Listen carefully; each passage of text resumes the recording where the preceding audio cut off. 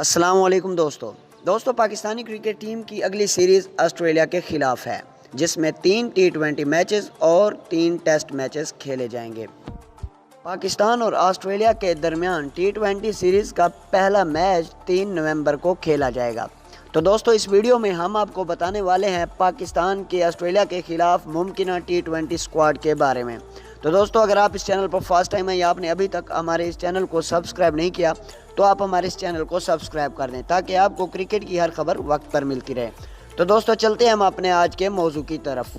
جیسا کہ آپ کو پتہ ہے کہ پاکستان نے حال ہی میں سری لنکا کے ہاتھوں وائٹ واش کی شکست کھائی ہے۔ تو دوستو پاکستانی ٹیم میں موجودہ صورتحال انتہائی پریشان کن ہے اور مصباح الحق جو کہ پاکستانی ٹیم کے ہیڈ کوچ اور چیف سلیکٹر بھی ہیں، وہ پاکستانی ٹیم کے حتمی اسکواڈ کے بارے میں کافی جانچ پڑتال کر رہے ہیں، اور جو سری لنکا کے خلاف پاکستان کا اسکواڈ تھا اس میں کافی زیادہ تبدیلیاں ہونے جا رہی ہیں۔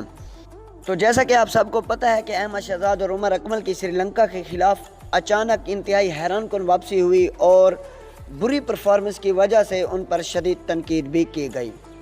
تو اب آسٹریلیا کے خلاف T20 سیریز میں ان کا جگہ بنانا مشکل ہو گیا ہے،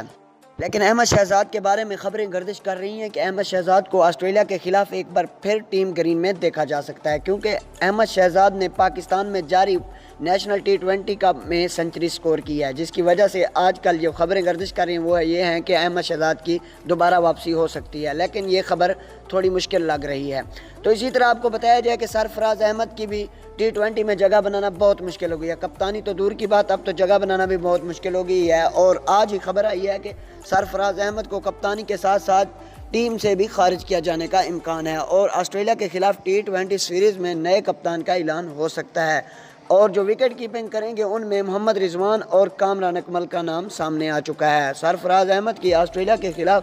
جگہ بنانا بہت مشکل ہے۔ لیکن جو اسکواڈ ہوگا وہ یہ ہوگا: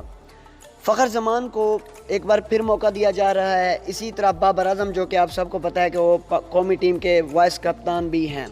اسی طرح عمر اکمل کی تو اب چھٹی ہو چکی ہے، اسی طرح حارث سہیل، سرفراز احمد کی تقریباً چھٹی ہو جائے گی، اس کی جگہ